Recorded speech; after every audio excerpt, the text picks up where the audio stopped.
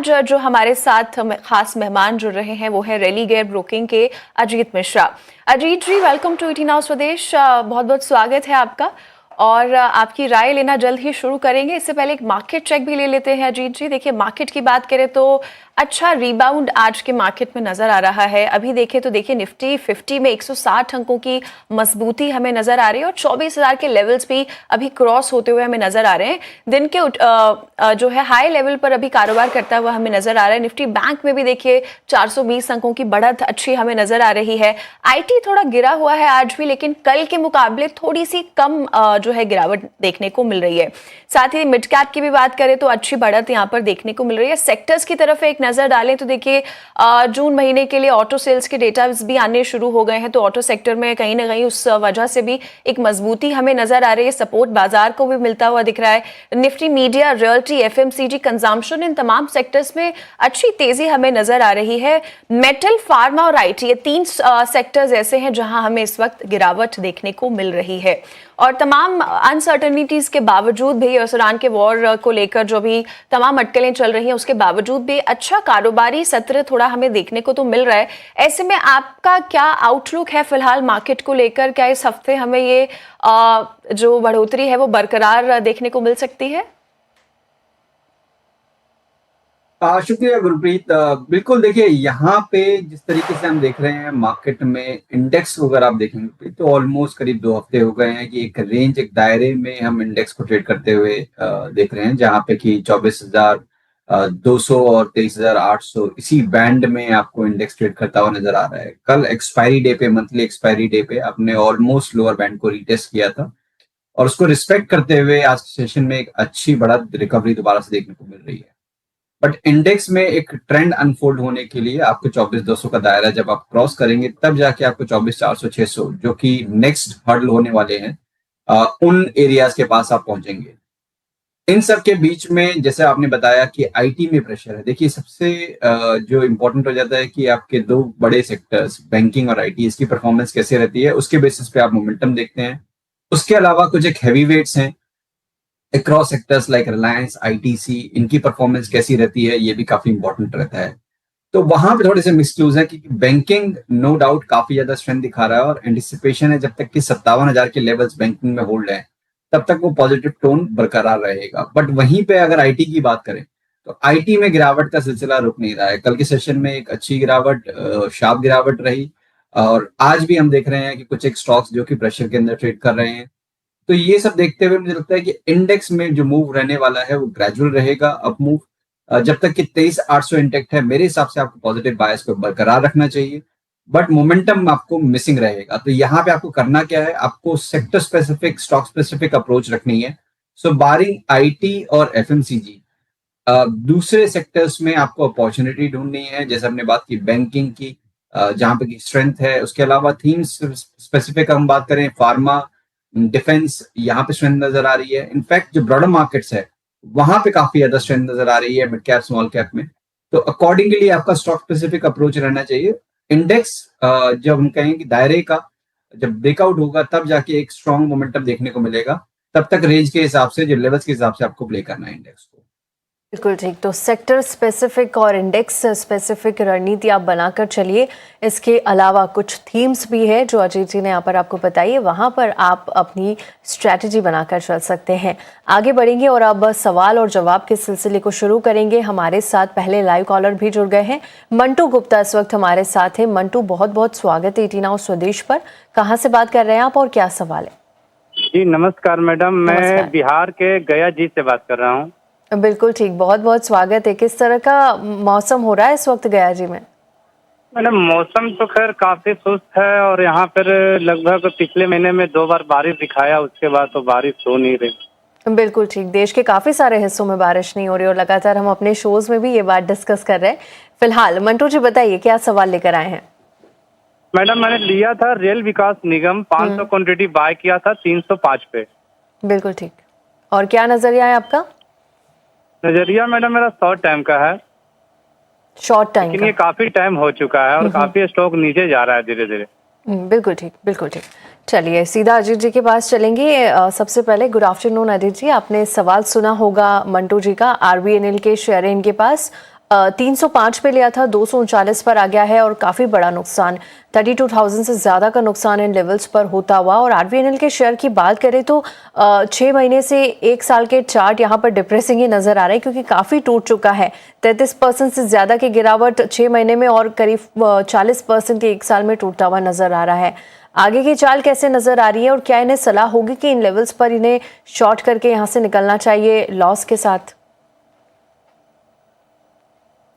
शुक्रिया तृप्ति। और तृप्ति, आपने देखिए जैसे बताया कि हर टाइम फ्रेम पे इस स्टॉक में आपने पेन देखा है और अभी भी अनफॉर्चुनेटली कोई साइन नहीं है फॉर डिसाइसिव रिकवरी रिवर्सल। थोड़ा बहुत बीच बीच में बाउंस जरूर आ सकता है due to oversold position, but इनकी बाइंग काफी ऊपर के लेवल की है, करीब 305 310 का जोन। तो मुझे लगता है कि उन लेवल्स को अटेन करना तो अभी काफी मुश्किल होगा, बिकॉज जो हर्डल्स मैं देख पा रहा हूँ, पहला जो बड़ा पड़ाव है करीब 250-55 के पास का, वो अगर क्रॉस करेगा तो 270-75 के लेवल्स बनेंगे। उसको क्रॉस करना थोड़ा सा मुश्किल होगा, बिकॉज वहां पे लॉन्ग टर्म एवरेजेस प्लेस्ड हैं मल्टीपल टाइम फ्रेम्स पे। तो मुझे लगता है कि अभी तो ये होल्ड कर सकते हैं, बट अंडर परफॉर्मेंस सबसे बड़ी बात जो दिखती है। देखिए मार्केट में क्या होता है कि आप जब मार्केट में देख रहे हैं कि इंडेक्स एक दायरे में है, स्टॉक आपका अंडर परफॉर्म कर रहा है, बट वहीं पे अगर आप देखेंगे तो कुछ एक थीम्स हैं, चाहे वो बैंकिंग हो, फार्मा हो, जो कि अपने रिकॉर्ड हाइज के पास हैं। तो इस कंडीशन में डेफिनेटली और पेनफुल होता है अपने स्टॉक को नीचे जाते हुए देखना। तो एक अपॉर्चुनिटी कॉस्ट तो डेफिनेटली है। मेरे हिसाब से अगर एक बार को ये कंफर्टेबल है लॉस लेके शिफ्ट करने की पोजीशन में, तो बैंकिंग में डेफिनेटली कंसिडर कर सकते हैं। जो आपके हैवी वेट्स हैं लाइक एचडीएफसी और आईसीआईसीआई, उनमें स्विच करने का कॉस्ट काफी लंबे टाइम बाद वहां पे ट्रैक्शन देखने को मिला है। और एंटिसिपेशन ये है कि मार्केट में जब भी रिकवरी और एक्सटेंड होगी, जब इंडेक्स में ब्रेकआउट आएगा, तो बैंकिंग लेड हो सकता है वो। तो उसका benefit in private banking measures को जो कि साइडलाइंस पे थे उनको मिलेगा। तो ये एक स्ट्रैटेजी हो सकती है। और अगर इसको होल्ड करते हैं तो अभी के लिए जो रीसेंट स्विंग लो था स्टॉक में, करीब करीब स्टॉक ने 220 के पास का एक लो बनाया था, उसी के स्टॉप लॉस के साथ इनको बने रहना चाहिए और 270-75 के पास दोबारा से पोजीशन को रिव्यू करें। चलिए, तो ये सलाह आती हुई और बैंकिंग स्टॉक्स में भी स्विच करने की सलाह आती हुई। चलिए आगे चलते हैं। एक और लाइव कॉलर हमारे साथ जुड़ गए हैं, प्रभाकर। प्रभाकर, बहुत बहुत स्वागत है आपका 89 स्वदेश पर। पूछिए किस स्टॉक को लेकर क्वेरी है आज आपकी? मेरे पास प्राज इंडस्ट्रीज के 2000 शेयर्स है जी। बाइंग प्राइस है 319। जी, सवाल क्या है? 319 जी, सवाल क्या है प्राज इंडस्ट्रीज को लेकर आपका? होल्ड कर रहे हैं स्टॉक, क्या सलाह चाहते हैं स्टॉक पर? हाँ, अभी मैं काफी समय होल्ड कर रहा हूँ 6 महीने से। तो अभी क्या करो, रुको के निकल जाओ? ठीक है, लॉन्ग टर्म पर्सपेक्टिव या शॉर्ट टर्म के लिए? अभी तो शॉर्ट टर्म 2-3 महीने के लिए। ठीक है प्रभाकर जी, आपको सलाह दिलवा देते हैं एक्सपर्ट से। बात करें अगर प्राज इंडस्ट्रीज की अजीत जी, तो देखिए 319 पे इन्होंने शेयर खरीदा है, 2000 शेयर्स हैं इनके पास। इनके खरीद भाव से तो ऊपर चला गया है और मुनाफा भी इन्हें हो रहा है। बहुत बहुत बधाई प्रभाकर जी आपको इस मुनाफे के लिए। और डेफिनेटली स्टॉक में देखें तो एक अच्छा मोमेंटम हमें नजर तो आया है पिछले 6 महीनों में। लास्ट 1 ईयर में देखें तो हालांकि टूटा जरूर है शेयर, हाउएवर पिछले लास्ट मंथ में भी अच्छा कारोबार करता हुआ दिख रहा है और आज भी अच्छी तेजी इसमें स्टॉक में नजर आ रही है। ऐसे में शॉर्ट टर्म आउटलुक क्या देंगे अजीत जी आप इन्हें? बिल्कुल गुरप्रीत, देखिए ये थीम इनफैक्ट जो इथेनॉल ब्लेंडिंग के बेसिस पे जब हमने देखा था स्टॉक में काफी स्ट्रॉन्ग अप मूव रहा था, और इसके बाद जब हमने दिसंबर मंथ के हाईज के बाद एक बहुत मेजर करेक्शन स्टॉक में अनफोल्ड हुई। मींस 850 से स्टॉक आपका गिरते हुए करीब 270 तक के लेवल्स तक आ गया था, और उन्हीं लेवल्स के आसपास फिर उन्होंने एक्यूमुलेशन किया, जो कि फॉर्चुनेट रहेगी। और वहां से अभी भी एक अच्छा अप मूवमेंट को देखने को मिल रहा है। 2 से 3 महीने में मुझे लगता है कि ये पॉजिटिविटी दोबारा से बढ़ सकती है और एक बार को करीब 420 तक के लेवल्स रीटेस्ट हो सकते हैं। तो ये देखते हुए मेरे हिसाब से अभी आपको बने रहना चाहिए। 334 अब ये आपका ट्रेलिंग स्टॉप लॉस है। जब तक कि इन लेवल्स के ऊपर होल्ड कर रहा है तब तक आप बने रहिए, और 420 के पास एक बार प्रॉफिट बुकिंग करने की राय होगी। ऑलराइट, प्राज इंडस्ट्रीज को लेकर ये सलाह और लेवल्स आते हुए आगे बढ़ेंगे। अगले लाइव कॉलर का रुख करेंगे। भवानी सिंह इस वक्त हमारे साथ है। भवानी जी, बहुत बहुत स्वागत है आपका। पूछिए क्या सवाल है? मेरे पास आईटीसी के 130 शेयर है, 290 की प्राइस में खरीदा है और 2-3 मंथ का व्यू चाहिए मेरे को, टारगेट का। 2 से 3 महीने का? बिल्कुल ठीक। ओके, सीधे एक्सपर्ट के पास चलेंगे। अजीत जी, आपने सवाल सुन लिया होगा आईटीसी को लेकर और इनके बाइंग प्राइस पर ही आज ट्रेड कर रहा है आईटीसी। 1% से ज्यादा की तेजी है क्योंकि जितने भी एफएमसीजी और कंज्यूमर वाले शेयर्स हैं उनमें हम अच्छी तेजी देख पा रहे हैं। लेकिन आईटीसी की अगर बात करें, एक साल में 30% की गिरावट, जब सरकार ने यहाँ पर एक्स्ट्रा ड्यूटीज लगाई थी, सिगरेट पर चार्ज बढ़ गए थे, उसकी वजह से एक बड़ा डिक्लाइन आईटीसी के शेयर में देखने को मिला और वहां से शेयर उभरता हुआ नहीं दिखा। हालांकि 6 महीने की गिरावट देखें तो 20% है, लेकिन एक महीने में अच्छी रिकवरी का अटेम्प्ट आईटीसी ने यहाँ पर दिया है। आगे की चाल कैसे देख रहे हैं आप आईटीसी के लिए, और 2 से 3 महीने का आउटलुक चाहते हैं ये?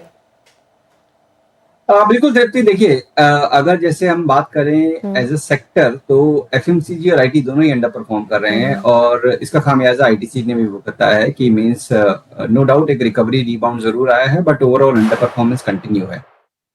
इनके पास एक बेनिफिट है कि इन्होंने बाइंग प्राइस अभी के लेवल्स पे इन्होंने बाय किया है। मेरे हिसाब से अंडर परफॉर्मिंग सेक्टर के साथ ना रहते हुए जो सेक्टर हमने बात की, चाहे वो बैंकिंग है, फार्मा है, select counters from the energy pack, वहां पे अगर आप फोकस करेंगे तो रिटर्न पोटेंशियल ज्यादा है।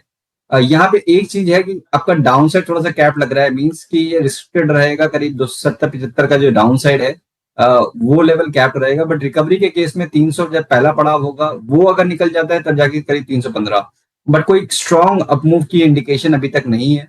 अब रिजल्ट सीजन की शुरुआत होगी, किस तरीके से मैनेजमेंट अपना आउटलुक शेयर करती है वो काफी इंपॉर्टेंट रहने वाला है और उससे भी बड़ा फैक्टर है कि किस तरीके से चीजें अनफोल्ड होती हैं ऑन दी मॉनसून फ्रंट, वो भी एक काफी बड़ा फैक्टर आने वाले टाइम में आईटीसी के लिए भी रह सकता है, कंसिडरिंग कि नो डाउट इसका मेजर रेवेन्यू सिगरेट बिजनेस से आता है और जैसे कि आपने बताया कि प्राइजेस जब हमने ड्यूटी बढ़ाई उसके बाद से वॉल्यूम पे किस तरीके का इम्पैक्ट पड़ा है वो एक इंपॉर्टेंट फैक्टर होगा वॉच आउट करने के लिए।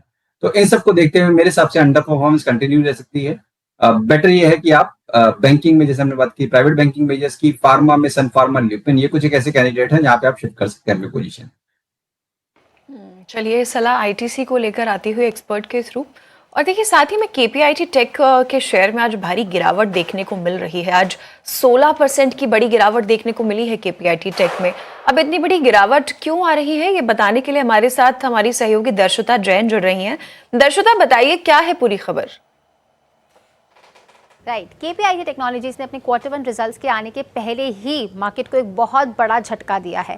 कंपनी ने कहा है कि Q1 FY27 में रेवेन्यू 1% YOY यानी कि ईयर ऑन ईयर डिक्लाइन हो सकते हैं, हमें गिरावट देखने मिल सकती है in the reported dollar terms. अब इसकी सबसे बड़ी वजह है कि यूरोप के लग्जरी ऑटो मार्केट्स में वीक डिमांड बनी हुई है। इसी के साथ साथ पास्ट फ्यू वीक्स में हमें यूरोपियन OEMs ने प्रॉफिट वार्निंग्स भी दी है, जिसकी वजह से सीधा इम्पैक्ट हमें टेक्नोलॉजी और इंजीनियरिंग स्पेंड्स पर देखने मिल रहा है। और इसी के साथ साथ कंपनी ने अपनी लेटेस्ट क्लैरिफिकेशन निकाली है जिसमें कहा है कि Q2 के रिजल्ट्स भी Q1 के आसपास आने की उम्मीद है, यानी कि नियर टर्म इम्पैक्ट है और प्रेशर हमें आगे भी देखने मिल सकता है।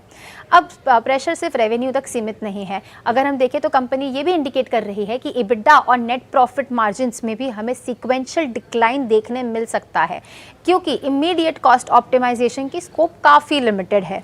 अब इसी के साथ साथ मैनेजमेंट की ये उम्मीद है कि उनका H2 FY27 यानी कि सेकेंड हाफ ऑफ FY27 में स्ट्रॉन्ग हमें रिकवरी देखने मिल सकती है और इसी के साथ साथ Q4 में हमें स्ट्रॉन्ग सीक्वेंशियल रिकवरी देखने को मिलेगी। अब मार्केट की नज़र इस बात पर होगी कि कंपनी ने अपने FY27 EBITDA मार्जिन गाइडेंस को मेंटेन कर पाती है कि नहीं। कंपनी ने FY27 की गाइडेंस दी थी 20.5 से 21.2% के बीच और इसी के साथ साथ उनका मीडियम टर्म आउटलुक है 22 से 24% का EBITDA मार्जिन गाइडेंस। तो ये मार्केट की सबसे बड़ी नज़र यहाँ रहेगी और इसी के साथ साथ यूरोप की डिमांड रिकवरी कैसे दिख रही है और किस तरह से AI इन्वेस्टमेंट्स कंपनी को मदद कर रही है। लेकिन अगर हम देखें तो ये सारी चीज़ें सिर्फ KPIT तक सीमित नहीं थी, इसके इम्पैक्ट हमें टाटा टेक्नोलॉजीज़ और टाटा एलेक्सी जैसे स्टॉक्स में भी देखने मिले हैं। यानी चैलेंज कंपनी स्पेसिफिक नहीं है, सेक्टर वाइड अब इन्वेस्टर्स की नज़र बनी रहेगी। बिल्कुल, बहुत बहुत शुक्रिया दर्शिता इस पूरी जानकारी के लिए। और जी, केपीआईटी टेक में बिल्कुल गिरावट इस वजह से देखने को मिल रही है, वीकर क्वार्टर वन अपडेट आया है। और अजीत जी, केपीआईटी टेक के चार्ट्स भी अगर हम देखें तो लगातार गिरावट है और आज तो 52 वीक लो भी टच कर लिया है शेयर ने। काफी नुकसान हो रहा है निवेशकों को, ऐसे में काफी टूट रहा है शेयर। लास्ट 1 मंथ के चार्ट्स देख लें, लास्ट 1 ईयर के चार्ट्स देख लें, काफी डाउनवर्ड मोमेंटम स्टॉक में नजर आ रहा है ऑलरेडी। ऐसे में जो इन्वेस्टर स्टॉक को होल्ड कर रहे हैं उनके लिए क्या सलाह रहेगी आपकी? बिल्कुल गुरप्रीत, देखिए ये एक जो बायस होता है कि पास्ट में स्टॉक ने कैसा परफॉर्म किया और हर गिरावट एक बाइंग अपॉर्चुनिटी, देखिए वो चीज आईटी में मेरे हिसाब से अभी आपको नहीं देखनी चाहिए जब तक कि मैनेजमेंट गाइड ना करे कि अब हाँ डिमांड वापस आ गई है और जो स्पेंडिंग है उसमें उनको स्टेबिलिटी दिख रही है। तो ये सारे चैलेंजेस देखते हुए, क्योंकि आईटी एज अ पैक पूरा अंडर परफॉर्म कर रहा है, केपीआईटी में भी पहले से ही इनफैक्ट जनवरी मंथ से ही एक डिस्ट्रीब्यूशन का ट्रेंड था और हाल फिलहाल में थोड़ी सी रिकवरी जरूर आई थी, बट वो भी मुझे लग रहा है कहीं ना कहीं शायद डिस्ट्रीब्यूशन का ही साइन था, जिसके बाद ये 24% का डिक्लाइन हम इस हफ्ते में देख रहे हैं। अभी मुझे नियर टर्म में कोई रिस्पाइट नजर नहीं आ रहा है। जिनके पास पोजीशन है, बेटर यही है कि थोड़ा सा नुकसान अगर रिड्यूस कर सके यहाँ पे अपना पोजीशन को काट के, बिकॉज नीचे पे करीब करीब 500 से लेकर 510 वाला जोन है, वहां पे जाके मुझे सपोर्ट नजर आ रहे हैं। वहां शायद आपको कंसोलिडेशन दोबारा देखने को मिले। तो अभी के लिए तो सिनेरियो नेगेटिव ही है।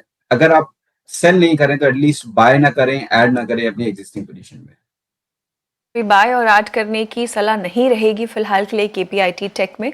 और चलिए फिलहाल लेते हैं एक छोटा सा ब्रेक।